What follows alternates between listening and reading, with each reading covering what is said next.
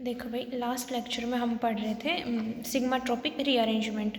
तो उसके बारे में हमने पढ़ लिया था कैसे होता है, कैसे नंबरिंग होता है। अब देखेंगे इसके कुछ नेम रिएक्शन जो सिग्माट्रोपिक रीअरेंजमेंट के अंदर आती है। तो फर्स्ट जो हमारी रिएक्शन है वो है हमारे पास क्लेजन रीअरेंजमेंट।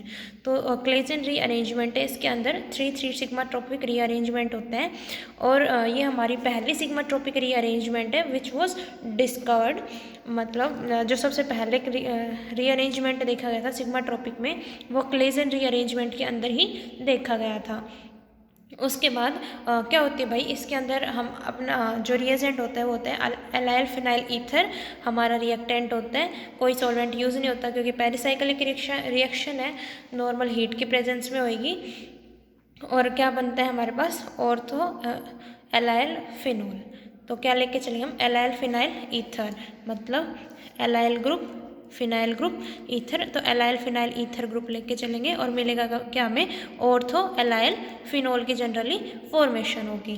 ठीक है भाई। अब जो रिएक्शन है हमारी 2 स्टेप रिएक्शन होती है। ठीक है, जनरली आप सभी को पता है इसके अंदर क्या होता है, 3 सिग्माट्रोपिक रीअरेंजमेंट होता है। 2 स्टेप रिएक्शन होगी। फर्स्ट स्टेप में क्या होगा, हमारे पास 3 सिग्माट्रोपिक रीअरेंजमेंट होगी। देखो कैसे होगा, आपको पता है एक एलाइल फिनाइल ईथर लिया आपने, ले लिया, तो ये आपका एलाइल ग्रुप है। नंबरिंग कहाँ से करते हो, जहाँ से एलाइलिक कार्बन शुरू होता है, 1 2 3। तो और माइग्रेटरी वाले ग्रुप को क्या बोलते हो, दूसरे वाले साइड से, फिर जिससे ये हमारा जो एलाइलिक कार्बन है इससे जो बॉन्डेड होता है उसको फर्स्ट नंबर, सेकंड और थर्ड।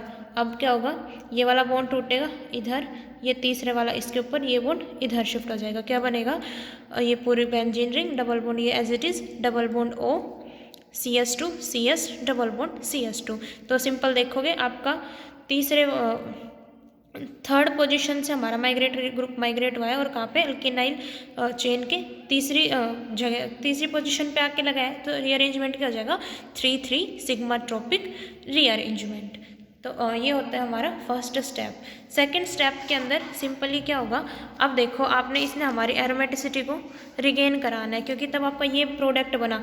अब इस जो बेंजीन रिंग की एरोमेटिसिटी थी वो डिस्टर्ब हो गई, अब डिस्टर्ब हो गई, तो इसकी एरोमेटिसिटी को फिर से रिगेन कराने के लिए सिंपल क्या करते हो, प्रोटॉन का ट्रांसफ़र। तो H हमारा जो ये प्रोटॉन है ये इधर ऊपर, तो क्या हो जाएगा, ये फिर एक तरीके से कीटोइनॉल टोटेमराइज हो गया।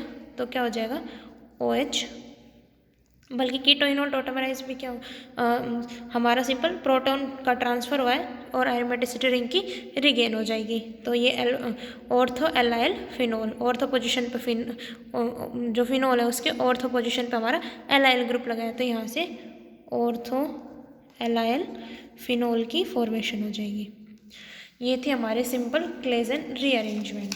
उसके बाद इसके अंदर जो पॉइंट आते हैं वो देखेंगे हम। इसके अंदर आप सभी को पता है कि जो पहला स्टेप में आयोनिक इंटरमीडिएट बनेगा, दूसरे में सिंपल हमारी एरोमेटिसिटी रीजनरेट करने के लिए होगी। ठीक है, हो गया कंफर्म। उसके बाद अभी हमने देखा कि जहाँ से वो जो हमारा अलाइल ग्रुप है वो दूसरी साइड टर्न इनसाइड आउट, मतलब अंदर की साइड टर्न हो चुका है। मतलब देखो ये इधर से इस साइड चला गया, मतलब ये वाला जो साइड थी वो जाके अटैच हुई है इसके अंदर। जो ये वाला थर्ड था वो इसकी इसकी पोजीशन पे जाके अटैच हुआ है। तो अब इसके अंदर हम देख सकते हैं अनसिमेट्रिकल एलाइल फिनाइल का केस लोगे तो आपको समझ आ जाएगा कि जो एलाइल ग्रुप होता है टर्न इनसाइड। तो ये हो गया सिंपल, आप रिएक्शन कराओगे तो CS3 वाला ग्रुप इसके पास और ये वाला अंदर। तो जो बाहर की साइड होता है वो जाके अटैच होता है, मतलब थर्ड पोजीशन वाला जाके अटैच होता है।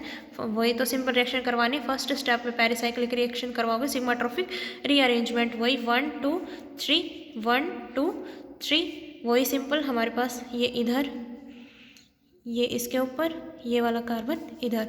तो अब जो थर्ड वाला कार्बन था वो इसके साथ जाके अटैच हो गया, बाकी बाहर की साइड आ गए। तो जो कार्बन है ये एलाइल ग्रुप है वो अंदर की साइड टर्न हो गया है। ठीक है, तो अनसिमेट्रिकल का केस लेके आप ये बता सकते हो कि जो एक तरह से इन्वर्जन टाइप से हो रहा है, जो बाहर था वो अंदर की साइड चला गया, जो इसके साथ में अटैच्ड था वो बाहर की साइड आ गया। ठीक है, तो ये थे हमारे इसके अगर जो प्रोडक्ट बनाना है उसके अंदर देख लोगे। उसके बाद अगर हमारे पास ईथर की जगह आप थायो ईथर्स ले रहे हो तो एलाइल फिनाइल थायो ईथर्स ले रहे हो तो क्या बनेगा आपके पास, तो बनना क्या चाहिए, ऑर्थो एलाइल थायोफिनॉल। वही भाई सिंपल रिएक्शन अगर करवाई जाए तो क्या बनेगा, ऑर्थो, ये यहाँ पे SH ग्रुप और ये पूरा ग्रुप इधर, ये प्रोडक्ट बनना चाहिए ना।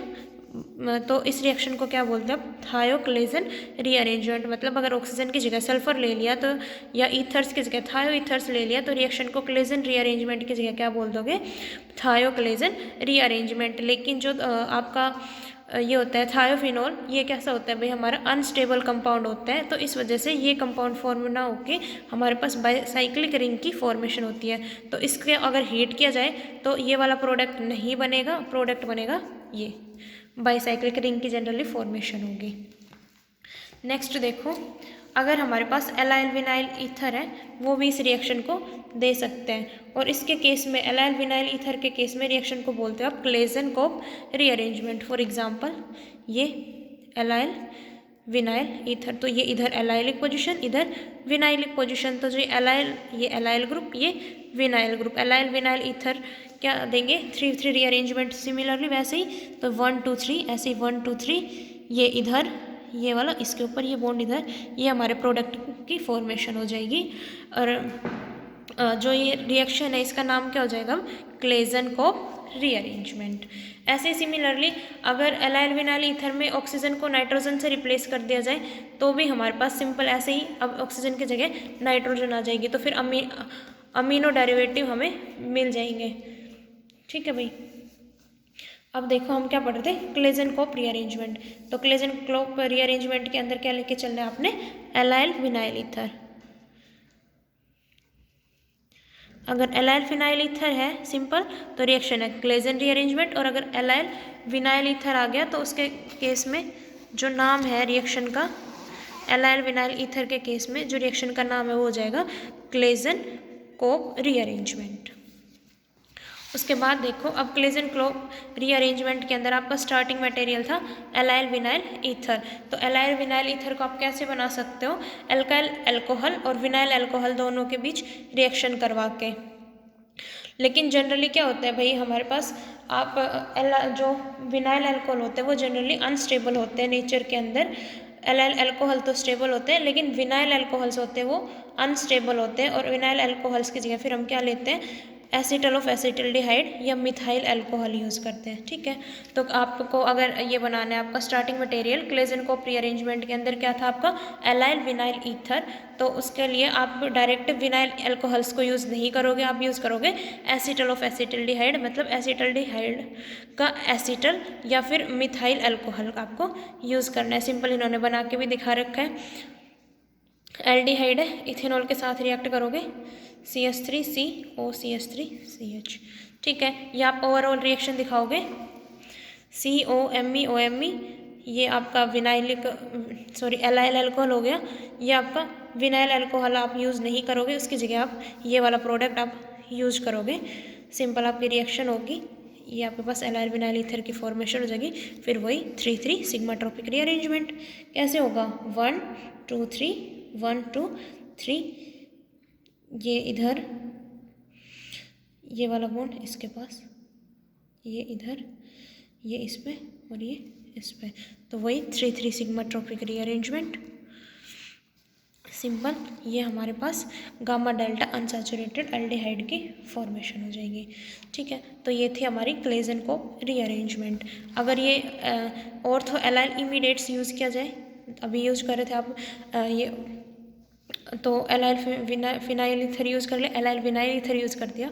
अब अगर हमारे पास ऑर्थो एलाइल इमीडिएट्स आ जाए तो क्लेजन रिएजेंट को क्या जो रीअरेंजमेंट है उस रिएक्शन को नाम दे दोगे as a Claisen rearrangement. Reaction फिर से वैसे ही होगी, वही 1 2 3 1 2 3। ये डबल बॉन्ड इधर आएगा भाई, ये डबल बॉन्ड ये हटा देना, ये डबल बॉन्ड इधर आएगा 1 2 3। फिर से आपके वही 3-3 रीअरेंजमेंट, फाइनल प्रोडक्ट आप बना लेना। तो अब इस रिएक्शन को नाम दोगे as a Claisen rearrangement reaction. ठीक है। फाइनली हमारे पास बात आती है स्टीरियोकेमिस्ट्री की। स्टीरियोकेमिस्ट्री की तो जो आपने देखा था 3,3 सिग्मा ट्रॉपिक रीअरेंजमेंट के अंदर, जैसे आपकी क्या किसके थ्रू जाते हैं आपको पता है, हमारी जो भी पेरिसाइक्लिक रिएक्शन है उनके अंदर एक ट्रांजिशन स्टेट बनती है, साइक्लिक ट्रांजिशन स्टेट बनती है। तो ऐसे ही जो हमारे सिग्मा ट्रॉपिक 3,3 टाइप का जो सिग्मा ट्रॉपिक रीअरेंजमेंट है, इसके अंदर chair like 6 member cyclic transition state की फॉर्मेशन होगी। फॉर एग्जांपल ये दे रखा है, इनके बीच सिग्मा बॉन्ड था, तो ये कैसे बनता है, सिंपल, ये ऑक्सीजन था भाई, यहाँ पे ऑक्सीजन एटम था, तो सिंपल किसके थ्रू बनती है, एक चेयर फॉर्म की तरह। तो ये ऑक्सीजन, ये वाले एटम्स और ये वाले एटम्स जुड़ रहे थे इससे, तो एक साइक्लिक 6 मेंबर, मतलब ये वाला बॉन्ड टूटना शुरू हो जाएगा और इस वाले के साथ बनना शुरू हो जाएगा। तो एक 6 मेंबर की साइक्लिक ट्रांजिशन स्टेट की फॉर्म में लेके चलते हैं हम, ठीक है। और जो आपके ये तो सिंपल थी, 6 मेंबर ट्रांजिशन स्टेट बनेगी, तो उधर वाला ये वाला बॉन्ड ब्रेक हो गया, इस धर बॉन्ड की फॉर्मेशन हो जाएगी, तो हमारे पास पूरा प्रोडक्ट की फॉर्मेशन हो जाएगी। लेकिन अगर यहाँ पे अगर सब्स्टिट्यूएंट आ जाता है तो सब्स्टिट्यूएंट को कहाँ लगाओगे आप, इसकी इक्वेटोरियल पोजीशन पे लगाओगे, और जो पोजीशन है उसका रिटेंशन होगी, मतलब जो रिटेंशन है वो जो था वो एज इट इज़ रहेगी। अगर हमारे पास डबल बॉन्ड के थ्रू ई ज्योमेट्री है या सिस ज्योमेट्री है, तो सॉरी ट्रांस ज्योमेट्री है तो ट्रांस ही रहेगी, सिस है तो सिस ही रहेगी। तो इसके अंदर क्या होता है, रिटेंशन ऑफ स्टीरियोकेमिस्ट्री।